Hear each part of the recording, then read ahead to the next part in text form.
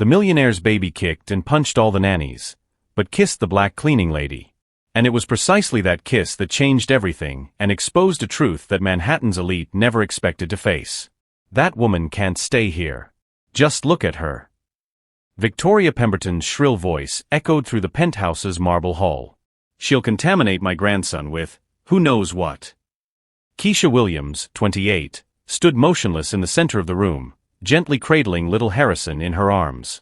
The 18-month-old baby, known for his violence against all previous nannies, slept peacefully against her chest, his fists that had once punched now relaxed on her blue uniform blouse. "Grandma's right, Daddy." Jennifer Pemberton crossed her arms, her diamonds sparkling in the light of the crystal chandeliers. "You can't let just anyone from cleaning hold Harrison. We have to maintain standards." The Upper East Side apartment was buzzing with tension.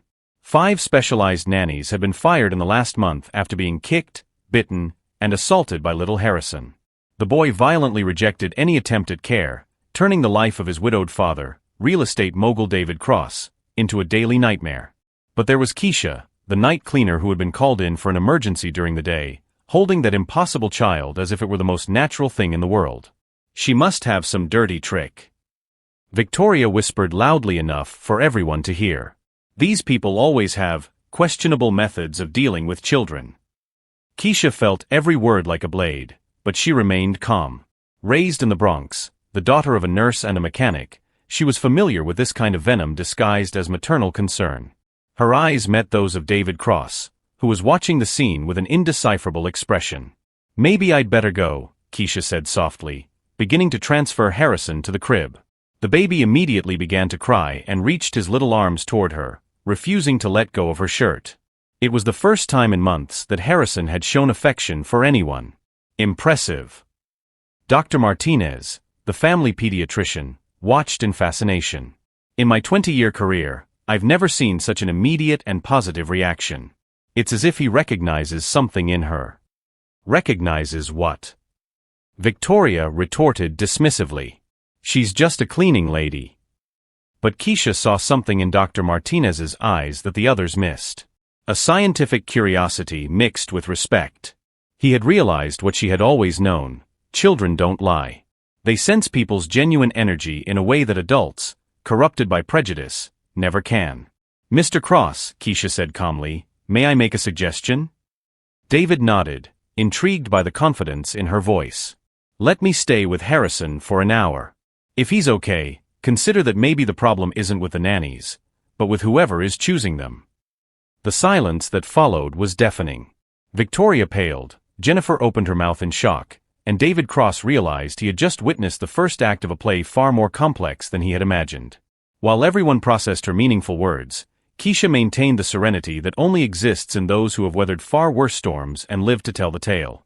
Her eyes revealed a quiet strength that made some of those present realize they had seriously underestimated this woman. If you're wondering how a simple cleaning lady had the courage to challenge Manhattan's elite, be sure to subscribe to the channel, because what happened in the next few hours would forever change the lives of everyone in that room. The hour Keisha had proposed turned into a silent battle of wills. Victoria Pemberton couldn't accept that her blue-blooded grandson showed affection for a working-class black woman, while Jennifer circled the room like a predator, looking for any excuse to expel that intruder from her sacred territory. "David, you can't be seriously considering this," Victoria whispered loudly, her eyes fixed on Keisha, who was playing on the floor with Harrison. "Imagine what the neighbors will think. What they'll say at the club." Keisha pretended not to hear, but every word was like salt on a wound that had been bleeding for years. Since she was a child in the Bronx, she had learned that her presence bothered people like Victoria. Her mother, a night shift nurse, always said, "Honey, they'll try to make you believe you don't belong anywhere. Prove them wrong." And Keisha had proven them wrong. She graduated with a degree in child development on a full scholarship, worked in daycare centers in upscale neighborhoods where mothers praised her privately but never invited her to social gatherings. When her mother developed diabetes and lost her health insurance, Keisha took on night cleaning jobs to pay for the expensive medication. "Dad, look how calm Harrison is." Jennifer pointed with disdain. "She must have given him something. These people know methods that we don't know about." David Cross watched the scene with growing discomfort. For the first time in months, his son was playing normally, laughing, even eating the baby food Keisha offered him with infinite patience. But the family pressure was intense. "Maybe we should do some tests on the boy," Victoria suggested, her voice dripping with venom, "to make sure he hasn't been exposed to anything inappropriate." Keisha felt a cold anger rise in her chest, but she kept her face calm. At 28, she had faced subtle and explicit prejudice in every job, every interview, every social interaction. She knew that reacting emotionally would only confirm the stereotypes they carried. "Mr. Cross," Keisha said calmly, still playing with Harrison, "may I ask how many specialized nannies have tried to care for Harrison in the last few months?" 15. David replied, surprised at his own candor. "All with excellent references and training in pedagogy." "And what was the profile of these nannies?" Keisha continued, her voice soft but laden with intent. David hesitated. Victoria and Jennifer exchanged nervous glances, realizing where the conversation was going. "Well, they were all," David stopped, realizing the trap. "White, wealthy, from the same social class as you," Keisha finished, standing up with Harrison in her arms. "Interesting how an 18-month-old child can distinguish authenticity from pretense, don't you think?" The silence that followed was deafening. Jennifer opened and closed her mouth several times. Victoria blushed with indignation, and Dr. Martinez watched Keisha with growing admiration. "How dare you?" Victoria began, but was interrupted by David's phone. "Excuse me, I have to take this. It's the office."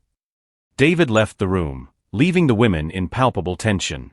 Victoria took advantage of her son's absence to attack. "Listen here, you. I don't know what kind of game you're playing, but I know people like you very well. You see a rich family and think you can take advantage of them." "People like me?" Keisha repeated, her voice dangerously calm. "Don't play dumb. Ambitious, manipulative, always looking for a way to get ahead at the expense of others." Jennifer joined the attack. "You're probably already planning how to seduce David to ensure an easy life." Keisha smiled, a smile that didn't reach her eyes, but carried years of experience dealing with people just like them. "You know, you're right about one thing," she said softly, rocking Harrison, who was starting to get sleepy. "I am ambitious. Very ambitious. But not in the way you think." At that moment, David returned, noticing the tension in the air. "Did something happen?" "We were just getting to know our guest better," Victoria smiled falsely.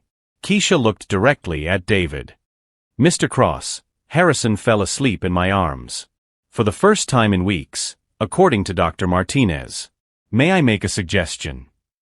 David nodded, intrigued. "Hire me as a temporary nanny. 1 week. If Harrison doesn't adjust completely, I'll leave without causing any trouble. But if he does adjust," she paused, her eyes meeting Victoria's. "Perhaps it's time to ask why 15 qualified women failed where a simple cleaning lady succeeded." The provocation was clear, clever, and impossible to ignore. Victoria paled, realizing she had seriously underestimated this woman. Jennifer bit her lip, feeling the control of the situation slipping from her grasp. Dr. Martinez broke the silence. "Mr. Cross, from a medical standpoint, Harrison's well-being must be the priority. And in my 20 years of experience, I have never seen such a positive and immediate response." David looked at his son sleeping peacefully in Keisha's arms, then at the faces of Victoria and Jennifer, masking their despair.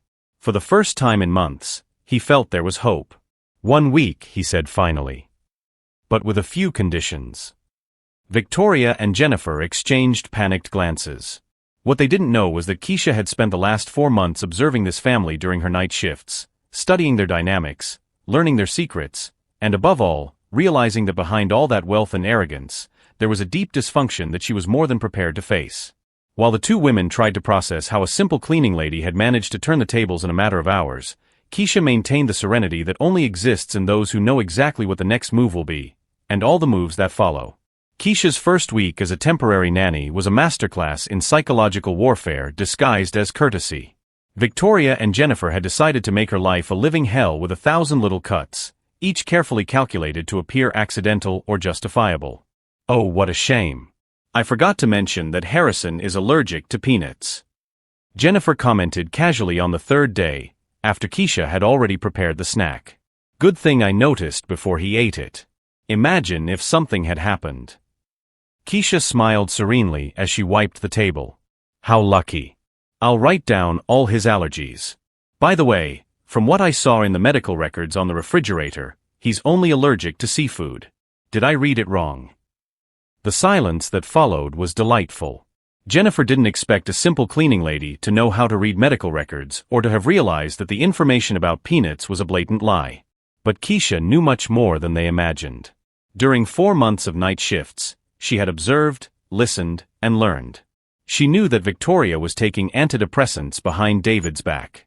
That Jennifer was secretly up to her neck in debt because of her online gambling addiction. That David had inherited the company, but Victoria controlled 40% of the shares through a trust fund that she manipulated as an emotional weapon. More importantly, he knew that both were desperate to keep Harrison isolated from inappropriate influences because they had very specific plans for the child's future and the family's money. Dr. Martinez called today, Victoria announced over dinner, her voice dripping with false concern. He wants to talk to you about some special protocols for traumatized children. David looked surprised. Traumatized? Harrison has never been better. Well, you know how it is, Jennifer interjected. Young children can develop inappropriate dependencies when exposed to caregivers who use unconventional methods. Keisha continued cutting vegetables for Harrison, but her ears pricked up. She had known Dr. Martinez for 3 weeks now, and the doctor had been nothing but professional and respectful. That conversation smacked of a setup. Mr. Cross, Keisha said calmly, may I suggest that we record this conversation with Dr. Martinez? For medical documentation purposes, of course. I want to be sure I understand any special protocols correctly. Victoria paled. Record? That's unnecessary. Actually, it's an excellent idea, David agreed. Documentation is always important when it comes to Harrison's health.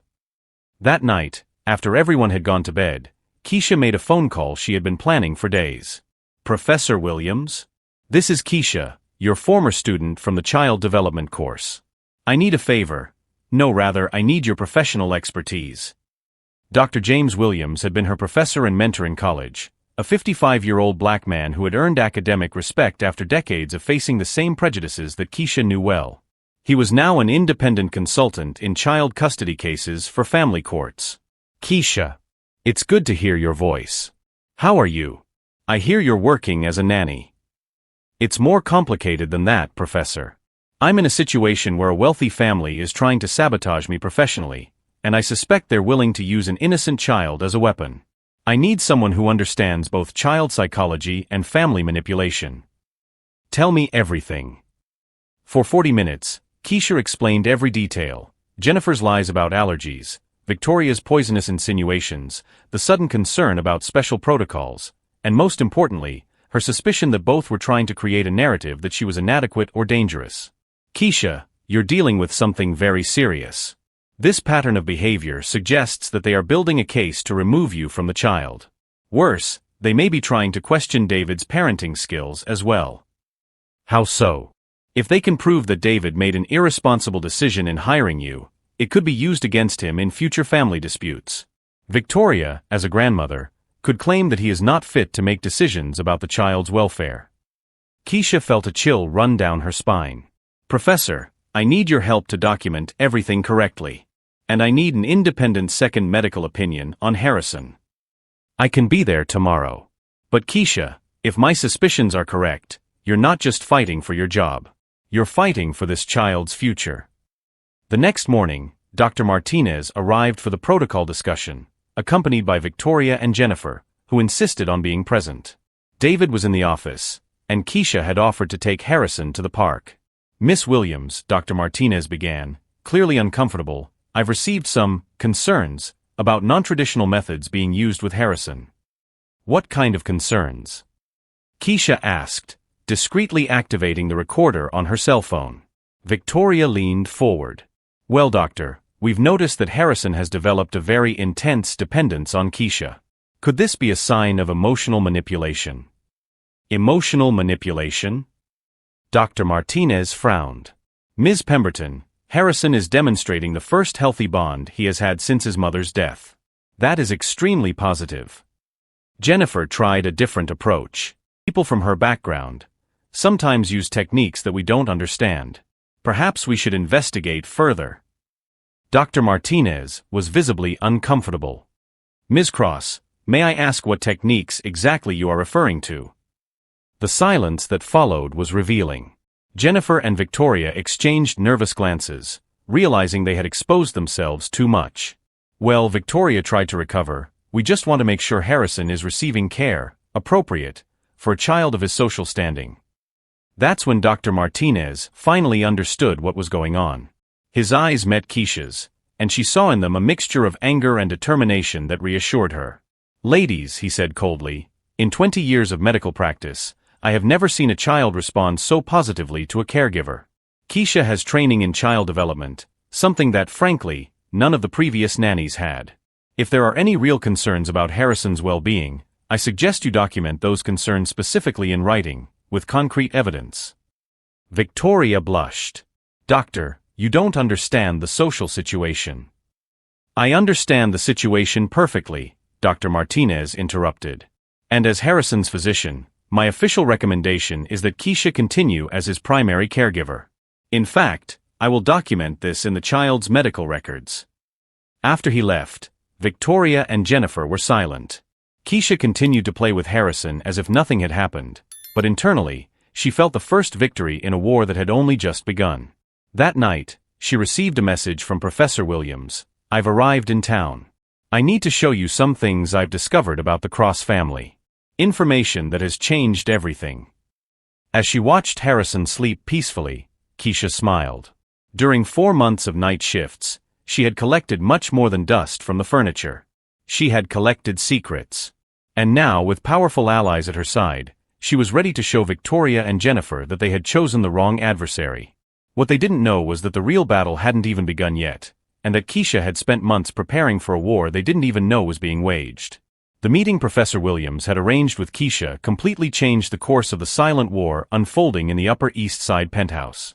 Sitting in an inconspicuous cafe in Brooklyn, he opened a folder filled with documents that would make Victoria and Jennifer regret every poisonous word they had directed at her. Keisha, what I've discovered about the Cross family goes far beyond prejudice. Professor Williams slid photographs and documents across the table. Victoria Pemberton isn't just a controlling mother-in-law. She is systematically manipulating David's legal situation to take full control of Harrison's inheritance. The evidence was devastating. Victoria had hired private investigators to document every inappropriate decision David made as a father, building a case to question his parental competence. Jennifer, meanwhile, was secretly working with lawyers to establish a trust fund that she would control on Harrison's behalf, effectively stealing the child's inheritance. Look at this, Professor Williams pointed to a series of printed emails. Victoria has been corresponding with child psychologists, trying to find one who will diagnose Harrison with some disorder that would justify removing him from David. And Jennifer, well, she's much worse than we imagined. Bank records showed that Jennifer had embezzled nearly $200,000 from joint family accounts to cover her online gambling debts. Worse still, she was using Harrison's name as collateral on loans that David knew nothing about. Professor, that's criminal. Exactly. And there's more. He showed photographs of Jennifer entering underground gambling dens. She owes almost $500,000 to loan sharks. She's desperate. Keisha felt all the pieces falling into place. That's why they want me out of the picture. It's not just prejudice, I'm a threat to their plan. If David realizes that Harrison thrives under my care, he'll never question his own competence as a father. Exactly. And there's a family meeting scheduled for tomorrow, where they plan to present a psychological report on Harrison and recommend that David accept help to better manage finances and decisions about the child. That night, Keisha worked until dawn. But she wasn't cleaning, she was organizing the most meticulous revenge Victoria and Jennifer could ever imagine. During 4 months of night work, she had collected much more than dust. There were photographs of Victoria taking antidepressants she hid from David, while judging others for emotional instability. Recordings of phone conversations where Jennifer lied about debts. And most importantly, evidence that both had tried to deliberately sabotage Harrison's relationship with previous nannies. Dr. Martinez, Keisha called the next morning. I need you to come to the family meeting today. As Harrison's doctor, You have a legal right to be present when they discuss his well-being. Of course, but why? Because today Victoria and Jennifer are going to find out that they seriously underestimated the wrong woman. The meeting was scheduled for 3 p.m. at the family's law office. David arrived nervous, not understanding why his mother had insisted on such a formal meeting. Victoria and Jennifer entered beaming, carrying organized folders with their evidence against David and their concerns about Keisha. "David dear," Victoria began in her honeyed voice, "we are concerned about some decisions you have been making lately, especially regarding Harrison's care." Jennifer opened her folder. "We hired Dr. Peterson, a renowned child psychologist, to assess the situation. He has some important recommendations about necessary changes." Dr. Peterson, a 60-year-old man with gold-rimmed glasses, cleared his throat. "Mr. Cross, based on family reports, I believe Harrison is developing inappropriate attachments that could harm his future social development." Inappropriate attachments? David frowned. "To people who do not share the same cultural and social values as the family," Dr. Peterson continued, avoiding saying directly that he was referring to Keisha. "I recommend an immediate change of caregivers, as well as an assessment of your decision-making ability as a single parent." The ensuing silence was broken by a knock at the door. Dr. Martinez entered, followed by Professor Williams and, to everyone's shock, Keisha. "Sorry to interrupt," Dr. Martinez said coldly, "but as Harrison's attending physician, I believe you are about to make a terrible mistake." Victoria paled. What does that mean?" Keisha opened her own folder, much thicker than Jennifer's. "It means that during 4 months of working in this house, I have collected enough evidence to bury you both legally, financially, and socially." Professor Williams introduced himself formally. "I am Dr. James Williams, consultant on child custody cases for the New York Family Court. And after reviewing the evidence collected by Ms. Keisha, I can say that we are dealing with a clear case of family manipulation and misappropriation." Jennifer began to sweat visibly. "Evidence? What evidence?" Keisha smiled, that serene smile that Victoria and Jennifer had seen before, but now finally understood its true meaning. "Well, let's start with your emails, Victoria." Keisha placed printouts on the table. "Specifically, your attempts to bribe Dr. Peterson to provide a false diagnosis about Harrison." Dr. Peterson blushed. This is a misunderstanding." "No, it's not," Professor Williams interrupted. "We have phone recordings where you discuss modifying your report in exchange for donations to your private clinic." Victoria tried to stand up, but Keisha continued relentlessly. "And Jennifer, did you really think I wouldn't notice the bank statements you left on the office desk during my nightly cleanings?" David stared at his ex-sister-in-law in shock. "Jennifer, what statements?" Keisha slid documents across the table. Loans of $80,000 using Harrison as collateral. Unauthorized transfers from family accounts. And my favorites, she paused dramatically, photographs of you entering illegal gambling establishments in Queens. The silence in the room was deafening. Jennifer was pale as a ghost, Victoria was visibly shaking, and Dr. Peterson was discreetly trying to leave the room. "But the best part," Keisha continued, "is the recordings of the two of you plotting how to sabotage me. Including Jennifer's attempt to plant cocaine in my purse last week." Cocaine. David exploded. "Jennifer, are you crazy?" Professor Williams picked up a digital recorder. "Mr. Cross, would you like to hear exactly what your mother and sister-in-law have been saying about Keisha and you over the past few months?" For the next 20 minutes, the room was filled with the voices of Victoria and Jennifer distilling prejudice, planning sabotage, and discussing how to manipulate David into taking control of his inheritance. Every word was a stab at the dignity they tried to maintain. "My God," David murmured, his face in his hands. "I trusted you." Victoria attempted one last desperate defense. "David, you don't understand. That woman planned all of this. She manipulated us." Keisha stood up calmly. "You're right about one thing. I planned all of this. But not to harm David or Harrison, to protect them from you." She turned to David. "Mr. Cross, for 4 months I watched as your mother and sister-in-law systematically tried to undermine your confidence as a father. I saw how they rejected any nanny who truly connected with Harrison, because that would prove that the problem wasn't with him, but with the toxic environment they had created." Dr. Martinez spoke up. David, from a medical standpoint, Keisha is right. Harrison has no behavioral disorder. He was reacting to the emotional stress caused by the constant manipulation he was witnessing. Professor Williams placed one last document on the table. And legally, you two have committed serious crimes. Embezzlement, attempted fraud, bribery, and conspiracy to harm the welfare of a child. Jennifer collapsed into a chair, crying. Victoria, realizing she had lost everything, attempted one last venomous attack. Do you think you've won anything? A slum dweller and some professor against the New York elite? It won't end like this. Keisha smiled again, taking her cell phone out of her pocket. You know, Victoria, during our conversation here, I broadcast everything live on Manhattan Social Justice's Instagram. We have over 50,000 people watching right now, including journalists from 3 major television networks. Victoria's face turned to pure horror. You didn't do that. Yes, I did. And do you know what the most liked comment has been so far? Rich racists finally being exposed for what they really are. At that moment, the room filled with the sound of cell phone notifications. The scandal was exploding on social media in real time.